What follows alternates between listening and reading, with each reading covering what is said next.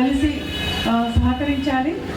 ఇది మన కోసం చేసుకుంటున్న కార్యక్రమం, ఇది వేరే వాళ్ళ కోసం కాదు. మొట్టమొదటిగా ఇది ఏదైతే ఈ కార్యక్రమం చేస్తున్నామో ఇమ్మీడియట్గా రిజల్ట్ అనేది మన ఆరోగ్యం మీద, మన పరిసర శుభ్రత మీద చూపిస్తుంది. కాబట్టి ప్రతి ఒక్కళ్ళు దీనికి సహకరించాలి, అందులో పాల్గొనాలి.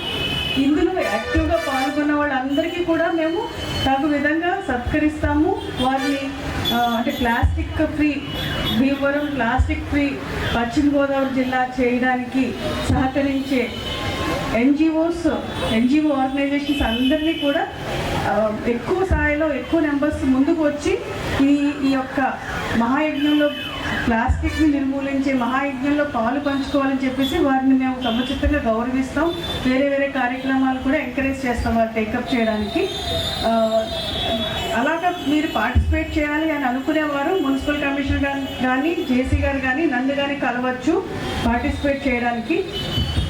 ఈటరీస్, రెస్టారెంట్స్, కాఫీ హోటల్స్, తర్వాత చిన్న ట్రేడర్స్, పెట్టి traders, fruits, vegetables vendors, function halls వాళ్ళందరూ అయితే ఖచ్చితంగా ప్లాస్టిక్ని నిర్మూలించాలి చేస్తాము. అంటే సంచులు, ఇప్పుడు ఫ్రూట్స్కి వెజిటబుల్స్కి అయితే సంచులు ఎంకరేజ్ చేయొచ్చు, బట్ ఫుడ్ ప్యాకింగ్లో ఎట్లాగా అని చెప్పి చాలా పడుతూ ఉన్న సమయంలో ఈ బయోలైట్ ప్రతినిధులు దిలీప్ వీరంతా వచ్చి కలవడం ఏంటి, మీరే కాదు ఎనీ అదర్ కంపెనీ ఉన్నా కూడా వారిని మేము సహకరిస్తాము.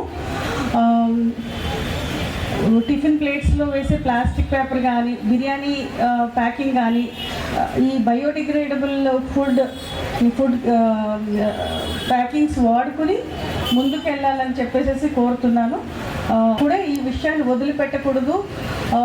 కంప్లీట్గా 100% ప్లాస్టిక్ బ్యాన్ని మనం భవిష్యత్తులో మన జిల్లాలో, మన భీమవరంలో మనం అడాప్ట్ చేసుకుంటామని, దానికి మీ అందరూ కూడా సహకరించాలని చెప్పేసి కోరుకుంటున్నాను. Thank you.